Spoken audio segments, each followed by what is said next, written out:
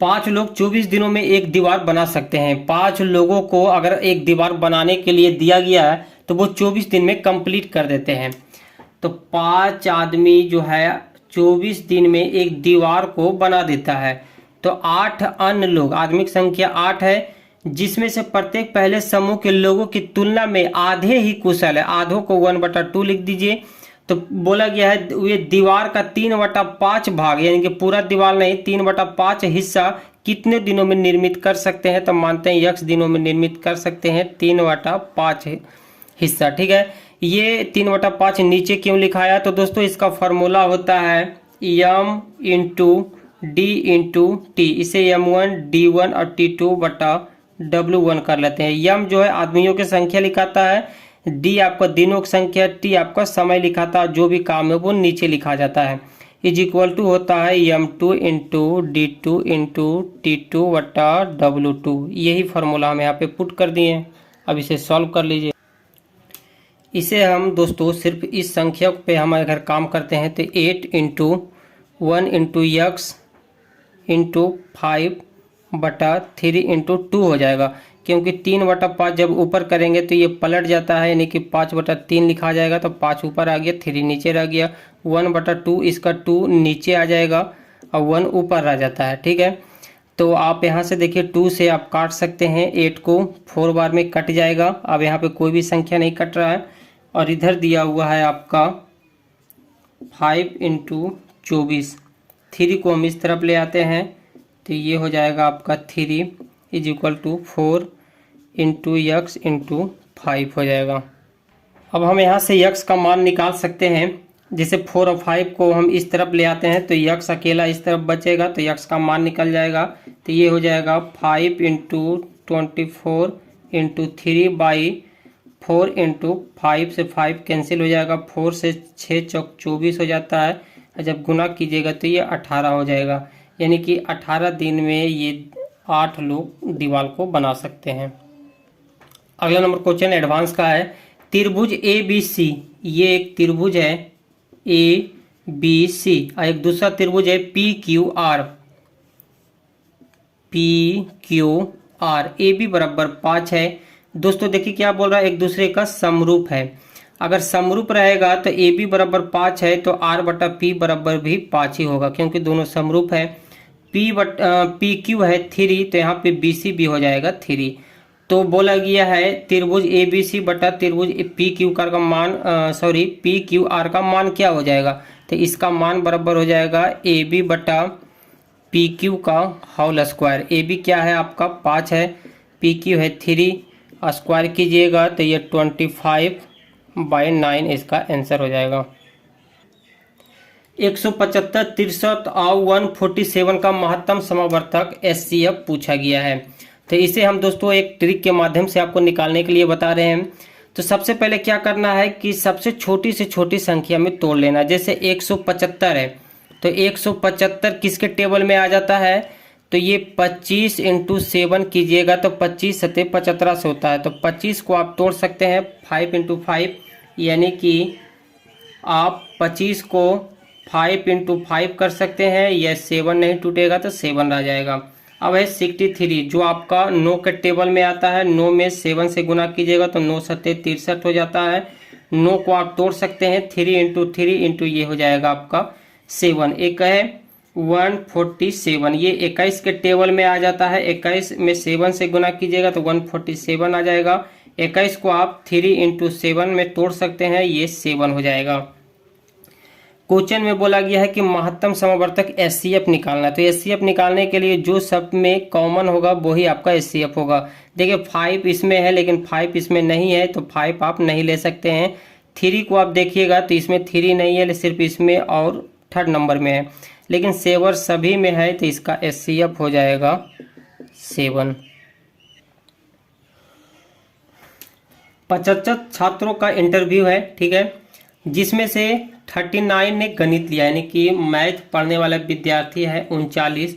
32 ने जीव विज्ञान लिया, यानी कि बायोलॉजी पढ़ने वाले छात्र है 32।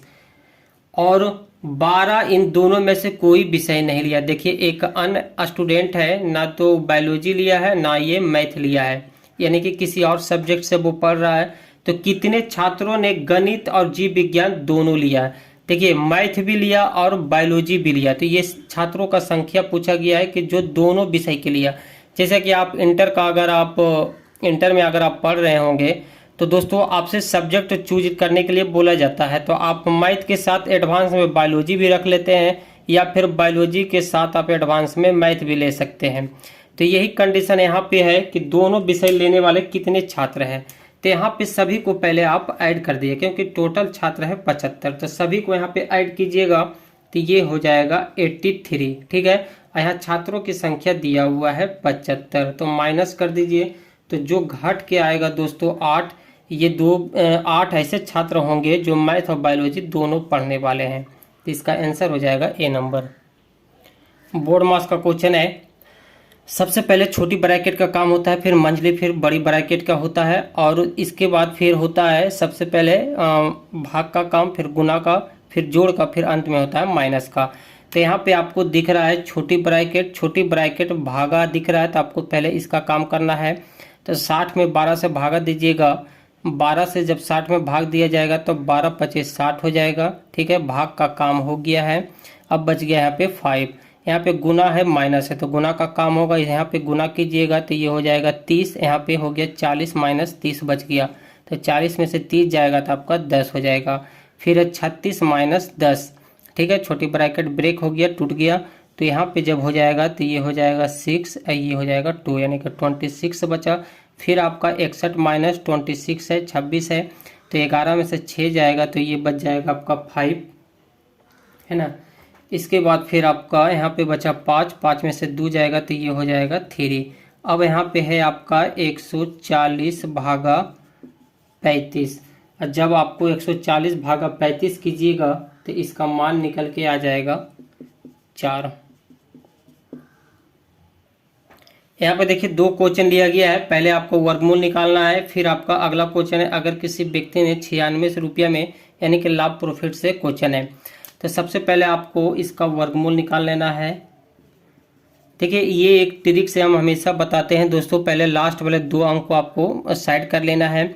फिर आपका देखना है कि पहला लेटर क्या है, 5 है, तो 5 किसके स्क्वायर में आता है, 1 स्क्वायर से लेकर 10 स्क्वायर के बीच में चेक करना है। तो ये 5 का अगर स्क्वायर करते हैं तो ये आता है 25, इसके लास्ट में 5 आता है। ठीक है, तो हम 5 यहाँ पे लिख लिए, और किसी में 5 नहीं आता है। अब बचा 600, तो अब ऐसी संख्या से स्क्वायर करना है जो 600 के आसपास हो लेकिन 600 से बड़ा ना हो। अगर हम दोस्तों 20 का स्क्वायर करते हैं तो क्या आता है, ये 400 आता है। अगर हम आपको यहाँ पे 25 का स्क्वायर करते हैं तो ये 625 आ जाता है, जो बड़ा हो जाता है। तो 24 का आप होल स्क्वायर कर दीजिए, तो यहाँ पे हम 24 का स्क्वायर करते हैं तो 24 का स्क्वायर बराबर आता है 576, और यही 24 संख्या इसमें फिर आपको ऐड कर देना है। तो 24 को हम निकाल रहे हैं स्क्वायर, तो यहाँ पे आपको 24 लिख देना है। तो 24 इसमें जोड़ने पे 6 4 होता है 10, 7 और 2 9, 1 10, 5 1 6, यानी कि पूरी हो गया संख्या। तो इसका आंसर हो जाएगा 245। ऑप्शन नंबर इसका हो जाएगा, ऑप्शन नंबर डी हो जाएगा।